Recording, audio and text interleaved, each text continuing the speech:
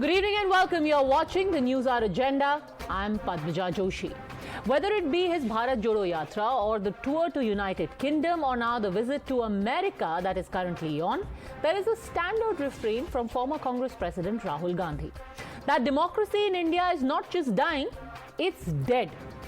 Institutions are compromised and everyone is but a puppet of the BJP.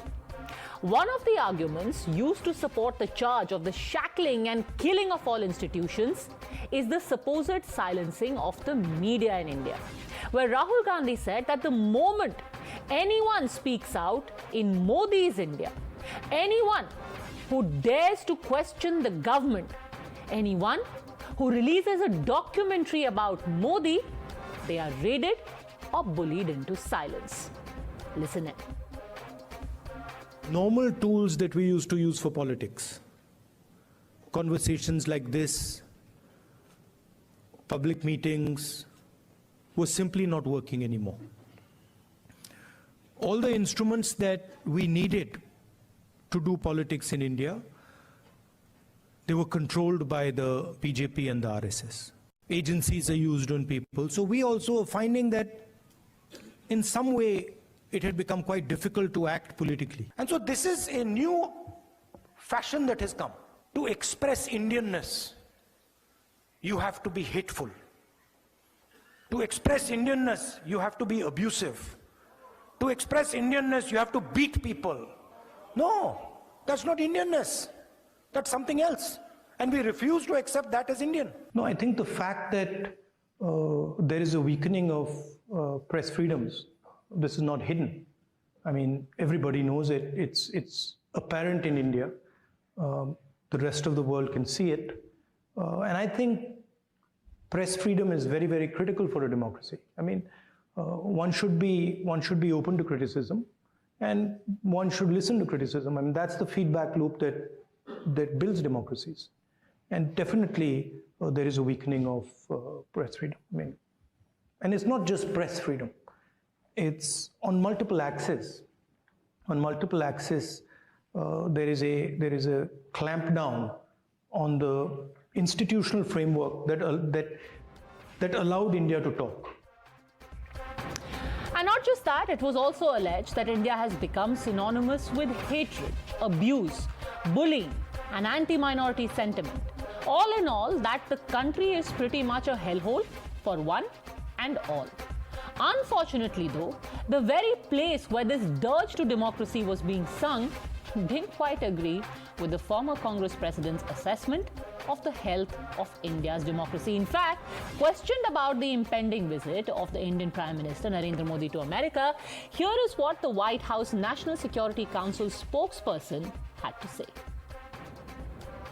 India is a vibrant democracy. Anybody that happens to go to New Delhi can see that for themselves, and certainly I would expect that the strength and health of democratic institutions will be part of the discussion. And look, we never shy away, and you can do that with friends. You're supposed to do that with friends. You're never shy away from expressing concerns that we might have with anyone around the world. But this visit is really about advancing what is now and what we hope will be a deeper, stronger partnership and friendship going forward. Well, and then things got worse. The BBC accepted underreporting its income in India over the past few years. Why is it relevant? Because it was the income tax searches on the BBC's offices in February this year that had also been decried as a clampdown on critical media by the Congress and others. Why? Because the searches had happened a few months after the BBC released a documentary based on the Gujarat riots. Now, the same organization has not just admitted that its tax liability was incorrectly portrayed, but it has also told the IT department that it would like to file a revised return for its income arising out of India. Essentially, they are saying that we are going to give a revised estimate of how much money we make in India, and we'll give a revised figure for income tax that has to be paid. That obviously now makes things even more sticky for the self-proclaimed defenders of democracy. बिल्कुल हमारा लोकतंत्र की जड़ें मजबूत हैं, लेकिन उनको कमजोर करने की लगातार साजिश की जा रही है। उनको कमजोर करने के लिए एजेंसियों का इस्तेमाल हो रहा है। उनको कमजोर करने के लिए चाहे वो सीबीआई, इनकम टैक्स और एनफोर्समेंट डायरेक्टरेट जैसी एजेंसीज हो, उनका दुरुपयोग किया जा रहा है। उनको अपना फ्रंटल बनाया जा रहा है। विपक्ष को दबाया जाता है। विपक्ष के खिलाफ मुकदमे रचे जाते हैं। कुछ मिसगाइडेड लोग जो हमेशा हमारे जो इंटरनल इश्यूज हैं उनकी निंदा करते हैं। हमारे लॉज जो हैं वो बिल्कुल ट्रांसपेरेंट है। अगर आपको टैक्स देना है, किस स्लैब से देना है, वो बिल्कुल क्लियर है। अगर कोई नहीं दे रहा टैक्स और हम नोटिस भेजते हैं तो कह रहे ये फ्रीडम ऑफ द प्रेस का इशू है। ये बड़ा इनोकुअस नोटिस है। वो तो हमारी बात सही थी, उसको वो साबित ही, अब उसको समर्थन दे रहे हैं। पहले हमारे सामने वो एलिगेशन था कि हम पार्शल कुछ कर रहे हैं। अब उसको पता चला कि मोदी सरकार में किसी के प्रति पार्शलिटी नहीं होती है, न्याय के पक्ष में हर कार्यवाही होती है। इसका ये समर्थन करने वाला किस्सा है। मीडिया के ऊपर वार है ही ना। जो सरेंडर होते हैं वो गोदी मीडिया, जो नहीं सरेंडर होती है वो बीबीसी मीडिया। यही तो बात है ना। बीबीसी ने उनके ऊपर फिल्म बनाई, गुजरात के ऊपर। केरला के ऊपर फिल्म बनाना अधिकार है, तो गुजरात के ऊपर फिल्म बनाना अधिकार नहीं बनता क्या?